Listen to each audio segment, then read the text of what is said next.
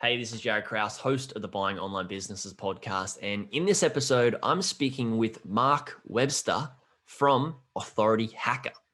And this episode is jam-packed with great stuff and great conversations where we dive into, Mark and I talk about how to know what niche to get into when buying a site and what sort of niches, type of niches to avoid, and what sort of niches, maybe some good niches that you can get into. Then Mark and I dive in and talk about how he and Authority Hacker are actually going to be growing their sites in 2021 and beyond.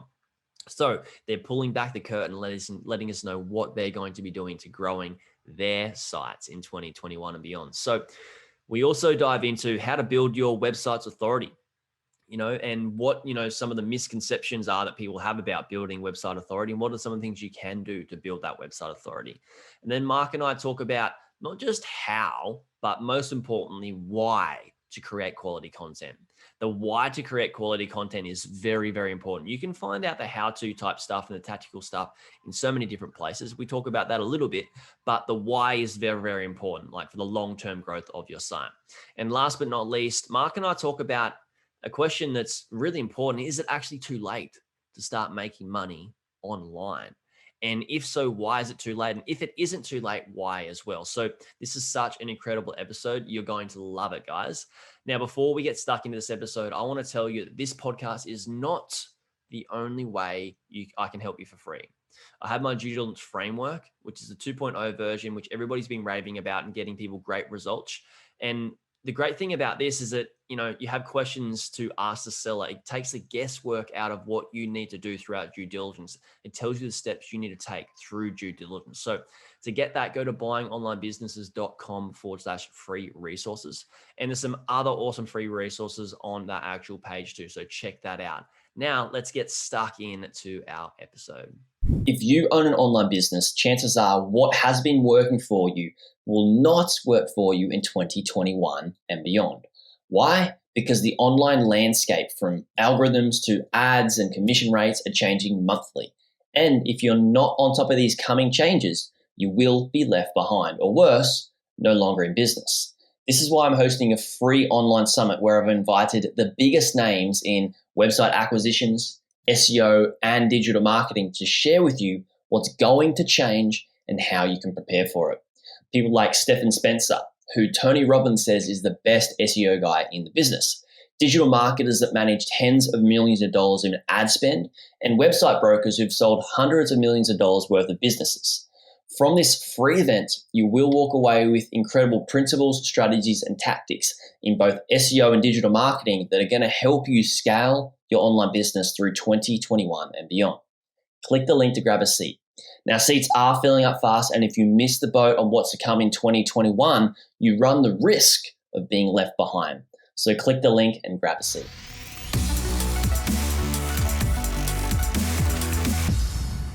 Hey, Mark, thank you so much for coming on. Thanks for having me. Excited for this one.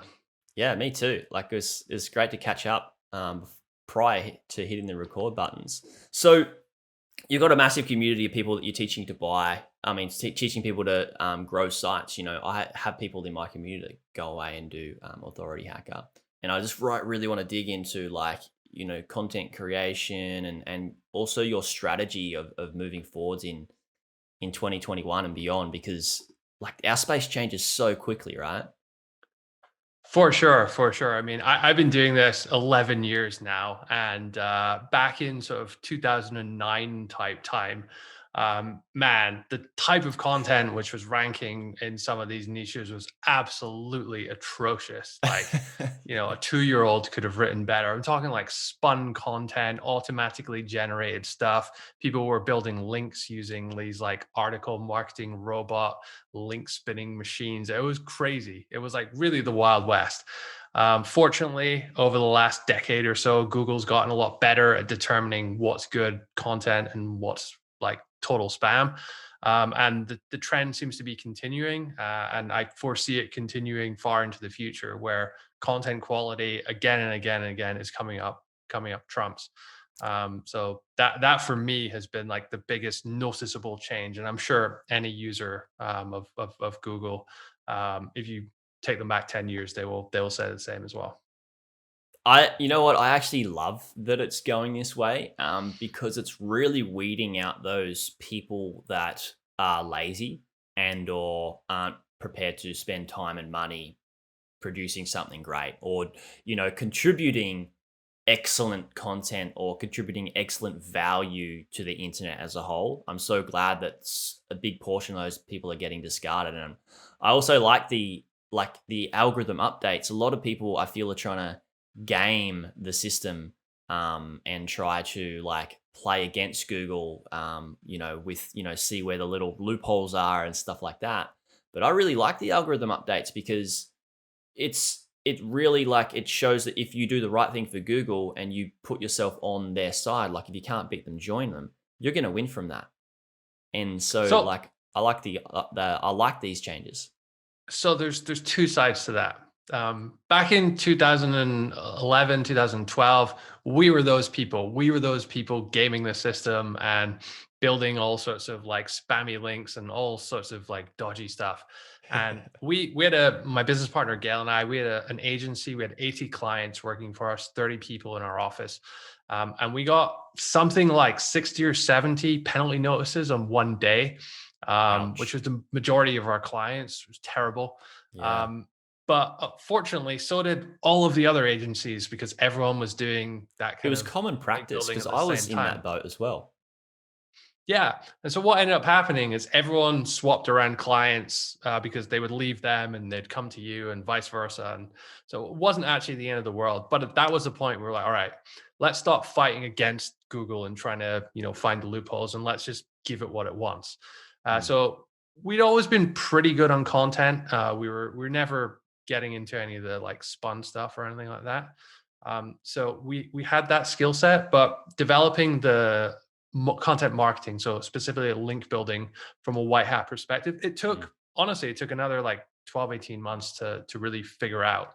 And what we've sort of seen in the last 8 years or so is just a big continuation of that trend where the quality of content people are producing is getting better and better and better.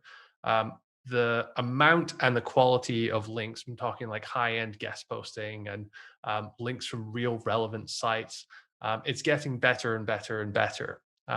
So I think that in future, like looking towards the next 5 years or so, it's the people who are still gaming the system now and getting away with it are basically living on borrowed time.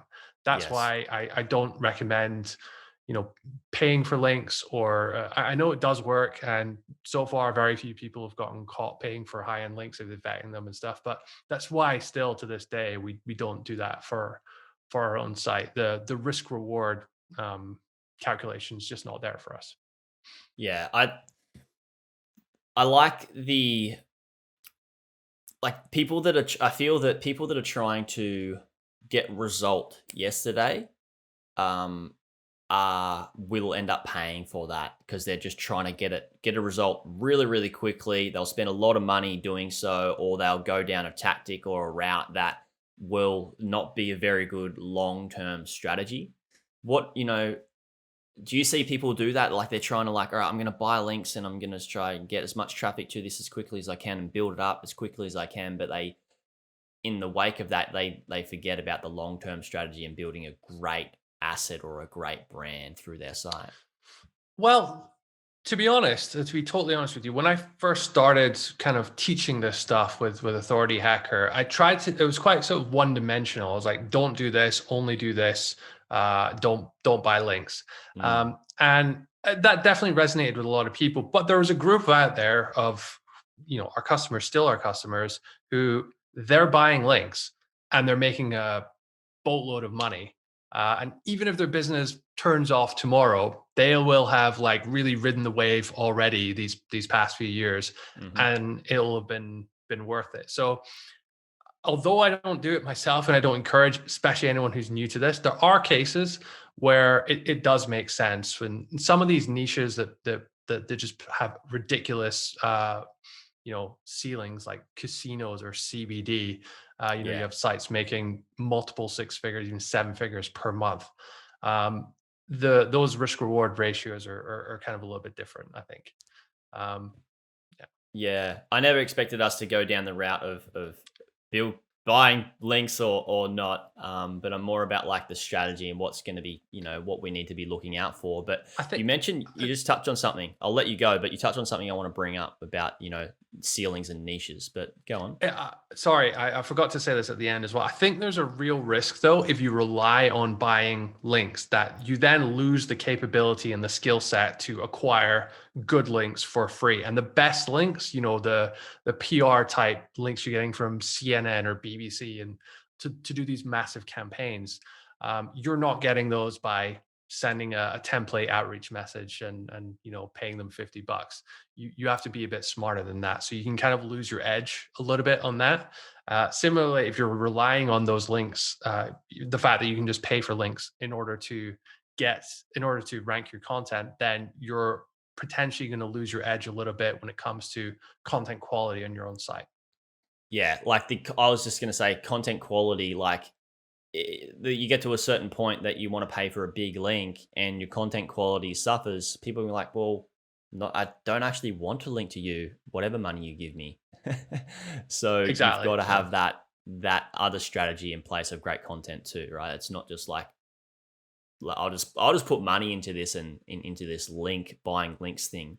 Why wouldn't you split up your resources in terms of money into hiring or building a great content machine of great content creators, writers and stuff like that you can put half that into the content and then half into buying links or half into outreach. And And even sorry, even because people, if you're paying for links, but then you're not prepared to spend that extra investment, going the extra mile with your content. Let's say getting the physical products in hand, so you can take some photos or run some. I bought a carry-on suitcase a couple years ago, and the Wirecutter, it's owned by the New York Times now. It's one of the yeah, best sites that does this kind of stuff. They had like 26 different carry-on suitcases, and they made a little obstacle course in their office with traffic cones. And they're like, oh, well, this one corner is better than this one. And they really like explored which is the best one to the nth degree. And to me, that's like a good indicator of quality content. So spending the time and money to push the boat out a bit like that is worth it, almost far more than dropping a few $100 for a few links here or there. You'll content get comes higher first, returns. right? I always believe content comes first, because you can go away and buy links, but if you don't have any content, what are you buying links for? For Content needs sure, to for come sure. first. Yeah. For sure. I just want to be careful. Like, I don't jump in the group of, oh, just build great content and the magic will happen. Like, even if you have the best content in the world, yes, you'll get a lot of good natural links, but you still need to do link building, and it's not something you can kind of ignore. I think quite a few people do make that mistake as well. Yeah. It's like very sort of Rand Fishkin 2012 SEO Moz advice that's not so actionable. Yeah. So you mentioned ceilings in CBD and different niches. Like if someone's going to buy a site, right, or even build a site, I know a lot of people like very worried about like what sort of niche should I get into, and I know you guys teach about niche as well. Now, how is somebody going to pick a good niche for the long term? I know this is a massive can of worms and a massive question, and it's going to be dependent on a few different things. But if somebody's looking to buy a site that's in a good niche, like how do you determine a niche is something they want to get into for the long term, and there's not such a ceiling, or there's still has a bit of growth within it? Sure. So I think if you're getting into this from the perspective of buying a site, you have to be even more careful than if you're building it from scratch. Because when you build a site, if you pick a niche, you can still kind of like direct it sort of the way you want to, as you start developing more content and targeting specific categories or areas or adjacent areas. When you buy a site, you just get what you're given to an extent. So I would say first and foremost, make sure that there's money in it.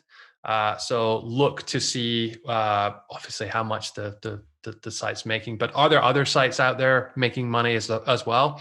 Are there other keywords out there, which or categories out there which the site you're acquiring has not targeted? Like, is there growth potential there? What are the products which are available? How are people monetizing? Is it mostly through ads? Are there certain affiliate products which are key? Or do people run their own products or offers, info products, memberships, those kinds of things?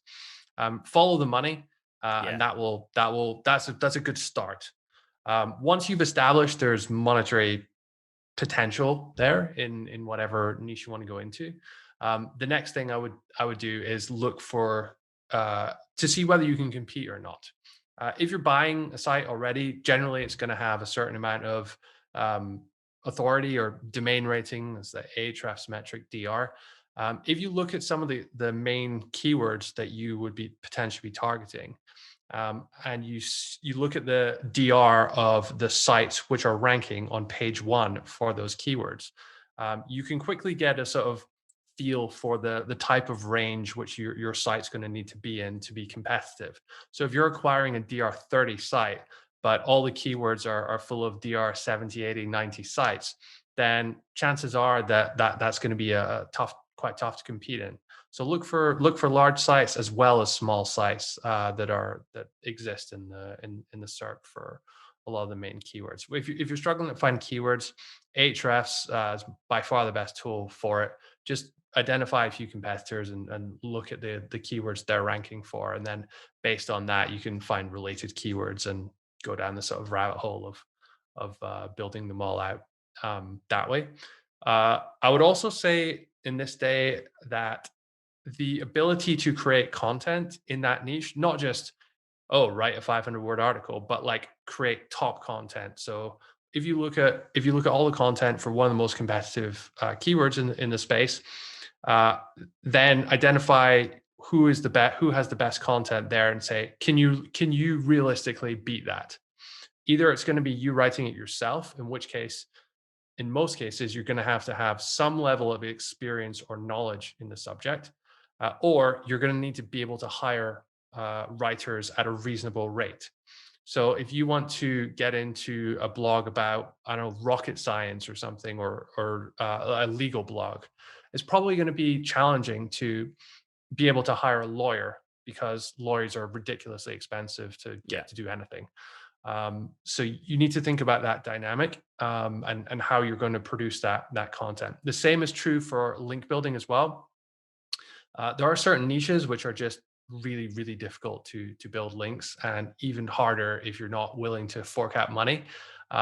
Finance is a classic example. Travel, actually, maybe not this year, but usually it's everyone's charging money for links there. So you need to think of that dynamic as well. And then finally, do you like it? Are you interested? Can you realistically see yourself getting passionate and getting into the space? Um, if you're really just in it for the money, then you might be missing that X factor that you need to really like just understand things, build relationships in that niche, and kind of over deliver compared to everyone else. So you need to have at least, I know internet marketers, we're all in this for the money, right? But you got to have a bit of passion in it at the same time, I think. Yeah, I like to think about the two sides or the multiple sides to a coin, or if it's a cube and you got multiple, faces and aspects of a niche. Like you mentioned, the think about, follow the money type thing, which is an easy thing, but you've also got, that can be dependent on many other things within that niche as well. For example, I was looking at a law site as well, like you mentioned, law. I was looking at a law site like about a month or so ago for sale. And I looked at it, I was like, okay, cool. Like this, there's a lot of money in law, right? People will pay a lot of money to lawyers.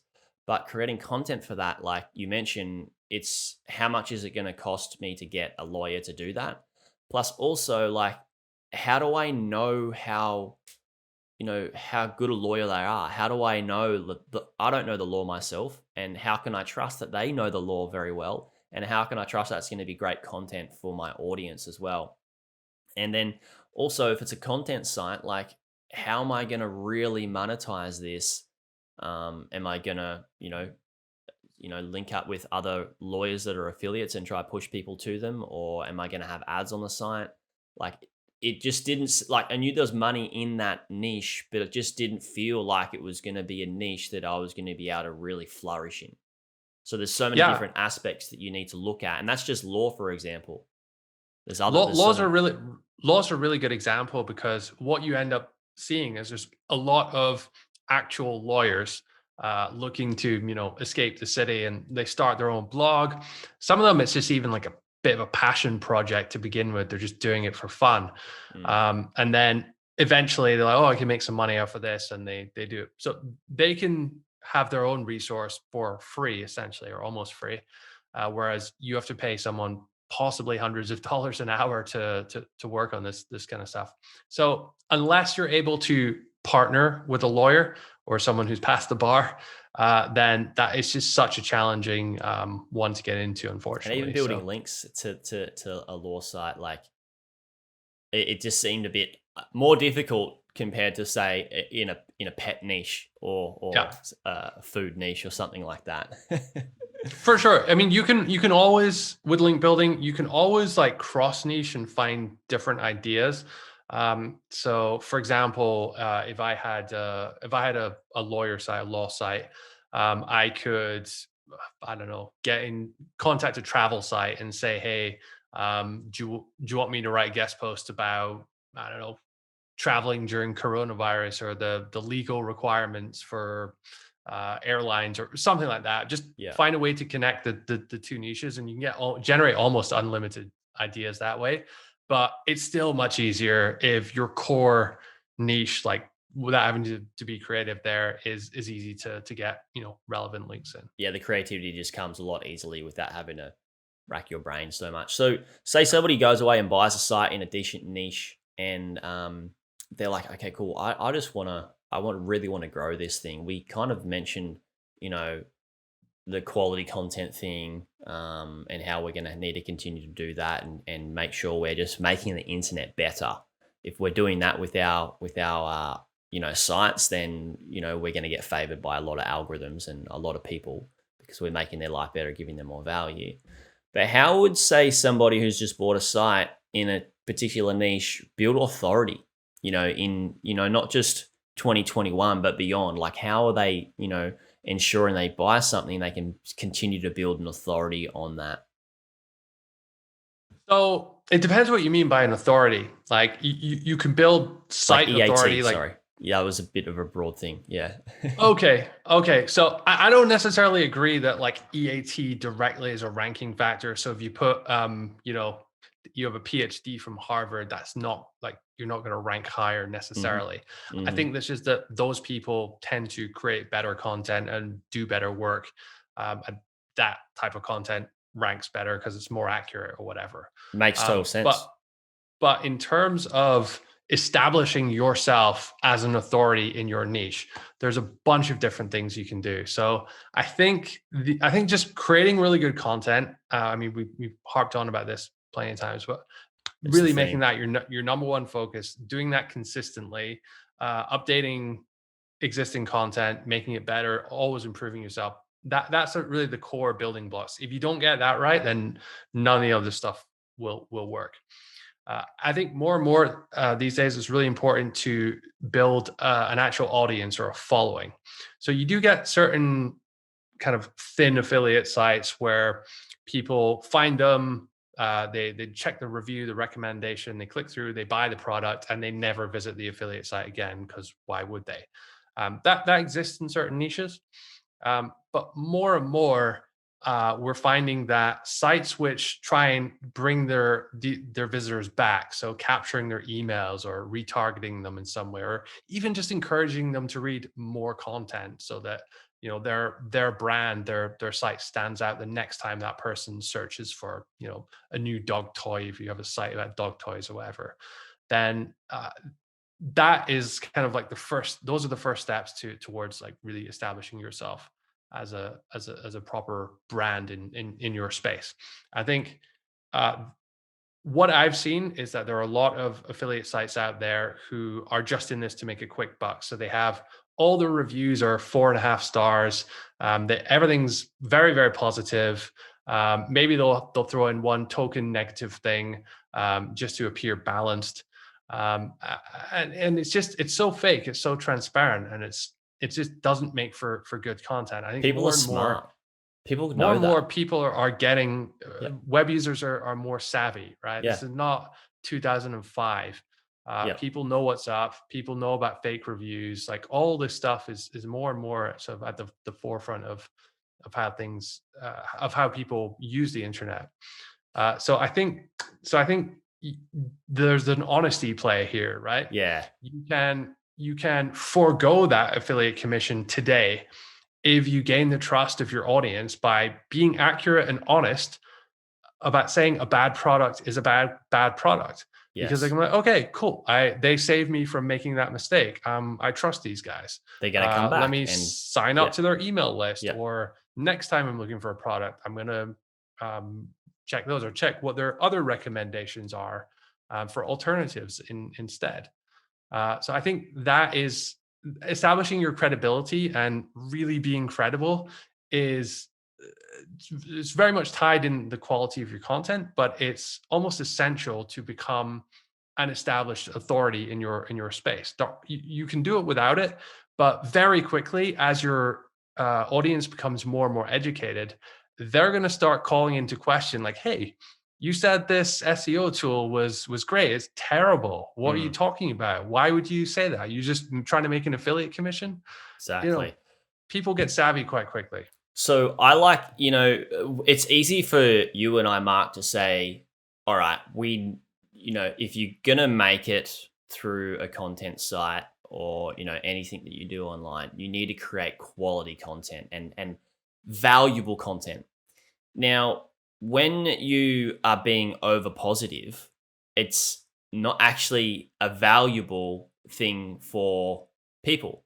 It's actually negative, and it's actually not quality either, right? It's poor quality because you're producing something that is not completely authentic to what you're saying, or completely authentic to the product or the service that you're referring to. And I think it's easy for us to say, just create something awesome, create something really quality, create something people are going to love. We also need to be real about, like, we're going to win so much more points, like you said, if we're just honest.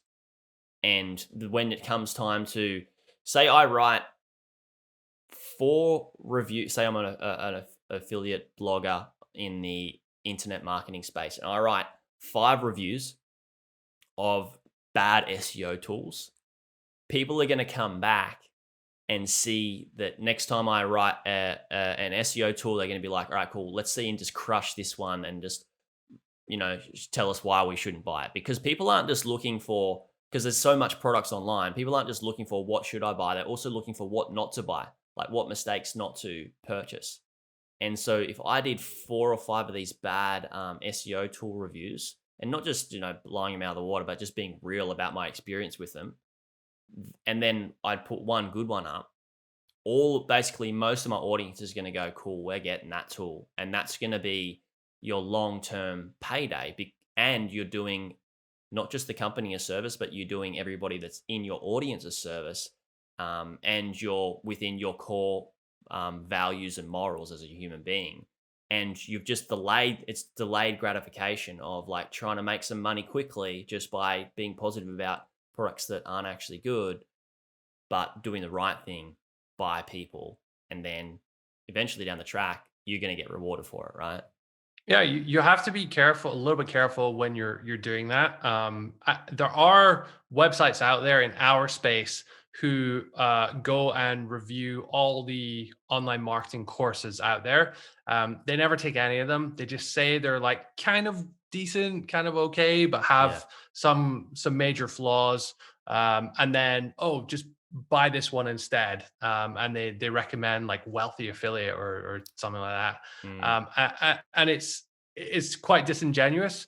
So I definitely don't want to encourage people to like do that just to funnel every all the visitors to like a You need to be specific real. place. You need to be fair. Yeah. If something's bad, say it's bad.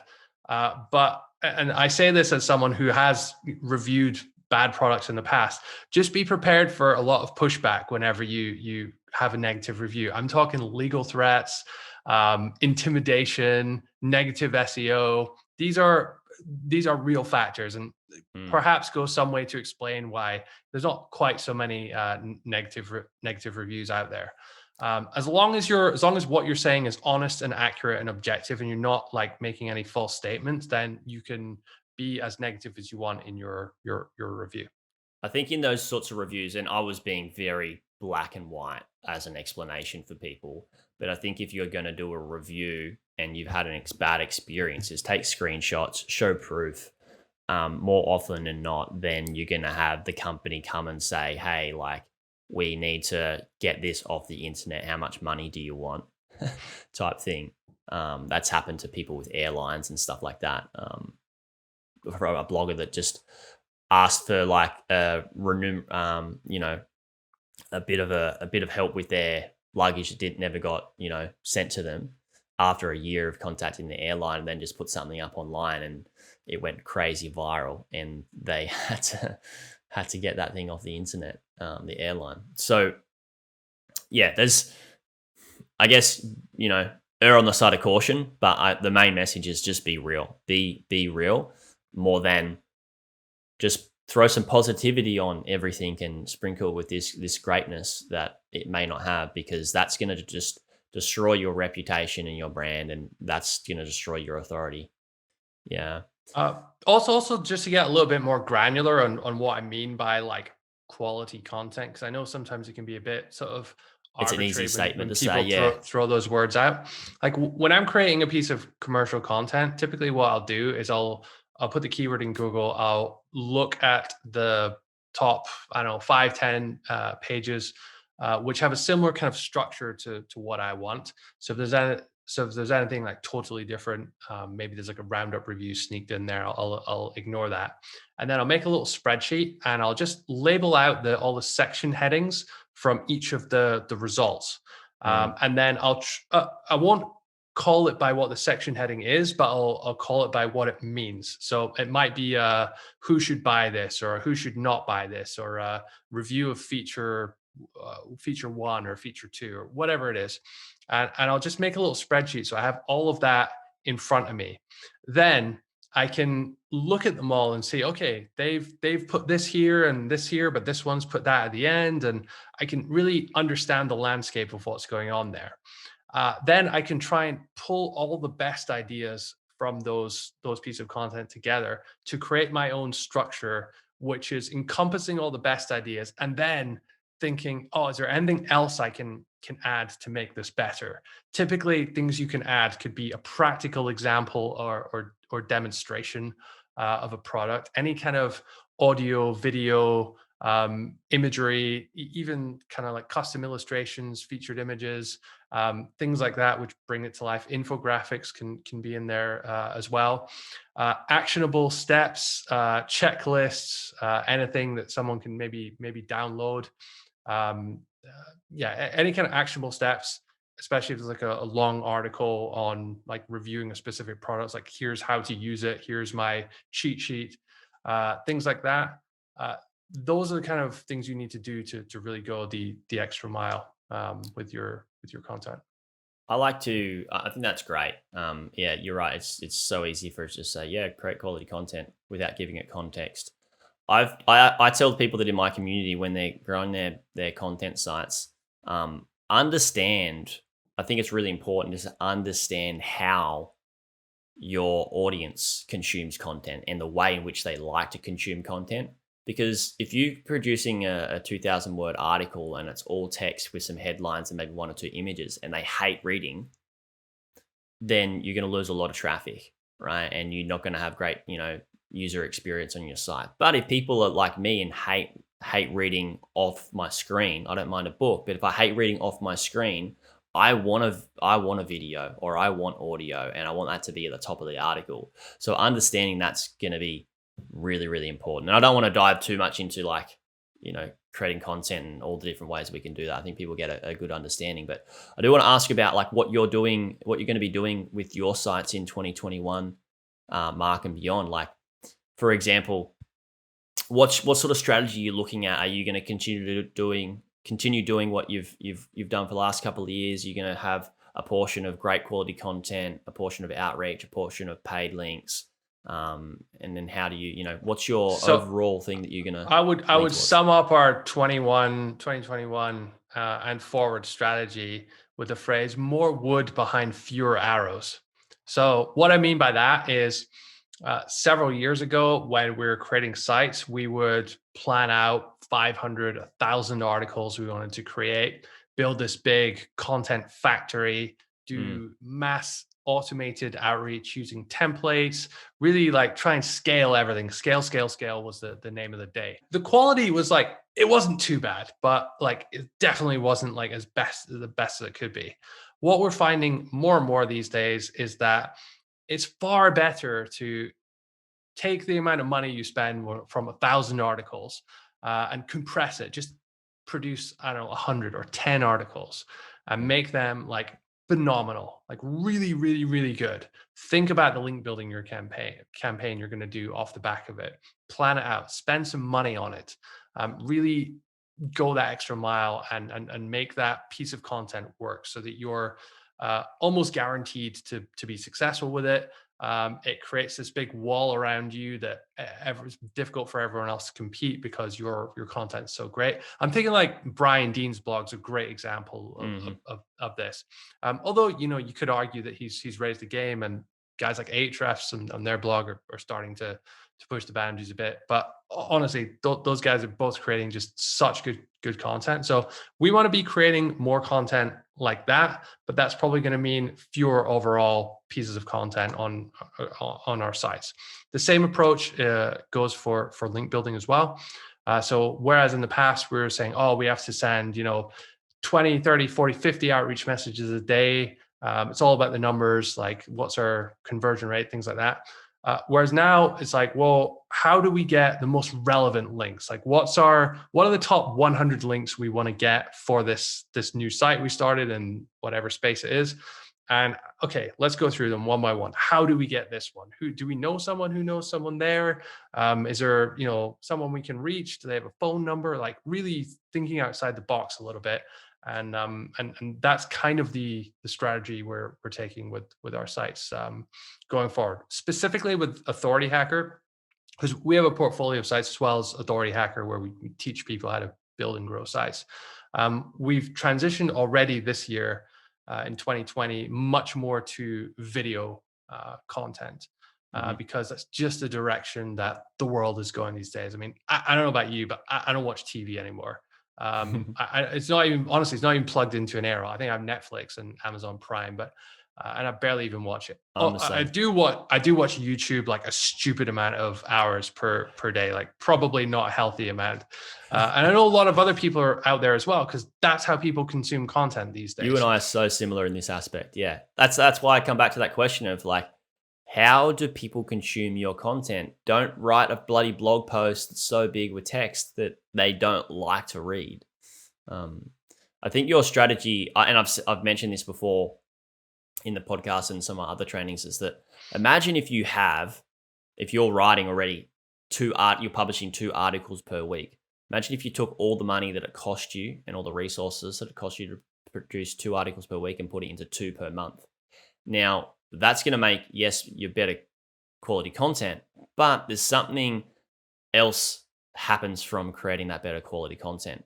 When you said you're going to lean into getting more strategic links and better links, it's going to make it so much easier to get those links with this other content rather than having 8 pieces of content per month and trying to get great links to it or any link. Like you're going to be able to go after those bigger links, but you're also going to be able to go after bigger keywords and become this beast where, like you said, people can't shake can't really come up against as competition. So I like that strategy for everybody moving forwards. And furthermore as well, people reading it are going to going to hopefully love that content and sign up to your email list, follow you, become long-term followers. Hmm. So it's really just, it creates this almost like gravity effect around what you're doing. So now that we can see that people that want to rise to the top are going to be focusing on better, not more, right? So less, in fact, in 2021 will be more for us as site owners.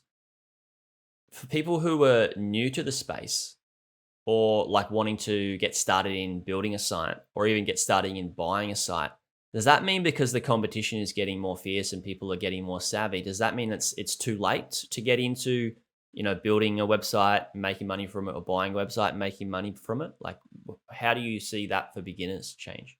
No, dude. When I started I started researching this stuff, online marketing, in 2008, and then like 12 years ago now, almost 13 years ago now, people were saying SEO is dead. It's too late. It's too difficult to compete. Every single year, people say the same thing. It's really just uh I don't know, a psychological issue that a lot of people have. It is a Starting fear, something new. false evidence I appearing will I, real. I will say there's probably a 2% truth to it, in that, yes, it was easier last year. It was a little bit easier the year before, a little bit easier the year before. But again, it depends what you mean by easier. Uh, Again, 10 years ago, when you wanted to launch a site, you had to like code it all yourself, and WordPress was like really just like fairly new, and installing it was like a nightmare. There was no one click. You didn't have as many plugins that did everything you need. Drag and drop editors, not a thing. You needed to know a bit of HTML. It was Clunky. doable, but it was clunky. Stuff was slow. Everyone had a terrible computer that like couldn't process videos, and no one knew how to do images, optimize them correctly. The software, the tools, the automation that exists these days to make it easy for you to run your business is light years from what it used to be. So it's much easier in that sense to actually do stuff.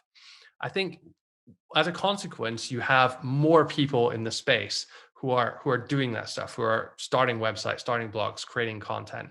Um, that they've been attracted by the rewards, the money, which in the early days it was super easy. So of course Mm, more people would flow in.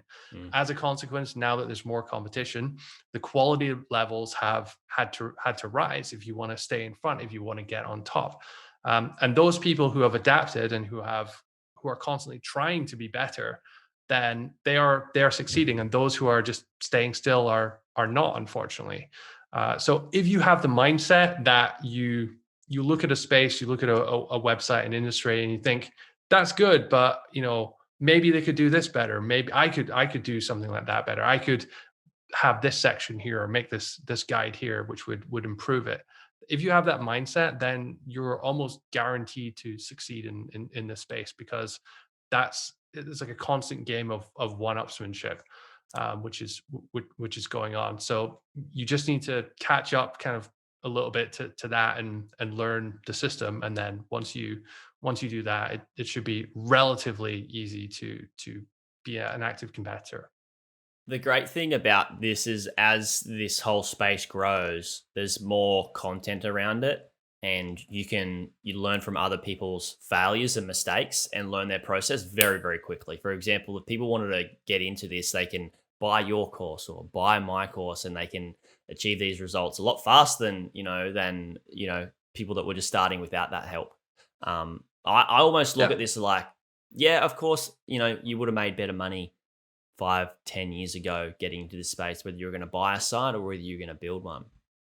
But also look at it from the aspect of, if I'm to get into this as a complete beginner and a complete newbie, and I'll just say, in buying a site, because this is, what I'm about. If I go away and buy a site and I know I'm still going to make lesser money than I could have 5 years ago, like I get a lesser ROI, and I might have to pay a little bit more for the business in terms of a multiple. I'm still It's still going to be easier for me, because if I buy a content site, I can learn somebody's course, or I can hire somebody to create the content for me, or I can, pay for an AI to, develop a content brief for me.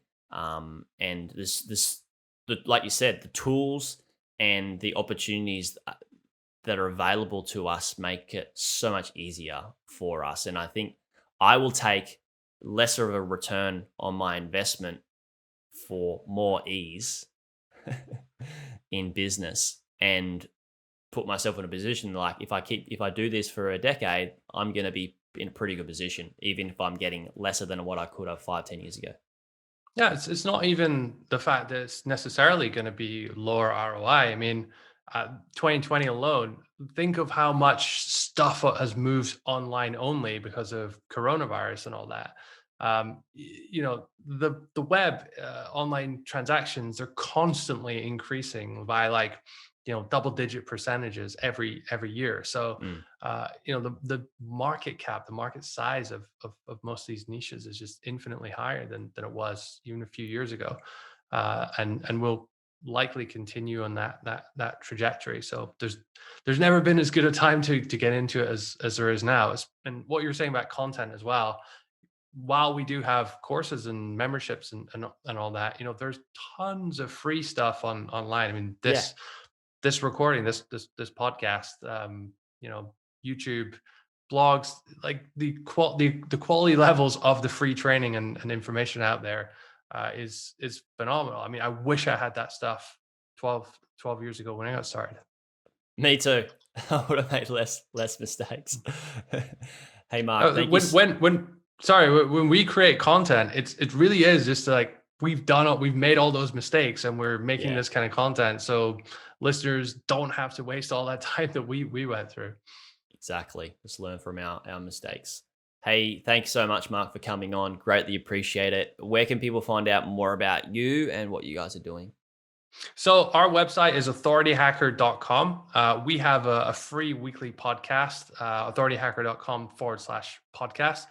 We actually have over, I think, almost 250 episodes on there now. We've been doing it for several years. A new episode comes out every Monday. It's on YouTube, Spotify, anywhere you get your podcasts. We did talk a little bit earlier in the show about choosing a niche, finding a niche. Actually, last week we just recorded a show. It was like an hour and 10 minutes where we broke down our exact strategy for how we do it for new sites. So if you're interested, go check that one out as well.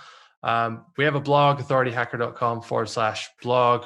We're kind of on social media, but honestly, not that in significant way. You can follow me on Twitter, but I hardly ever tweet things because I live by what I say: more wood behind fewer arrows. We focus on organic traffic and not so much social media. So. Yeah, cool. Awesome, Mark. Thanks so much. There'll be links in the show notes, guys.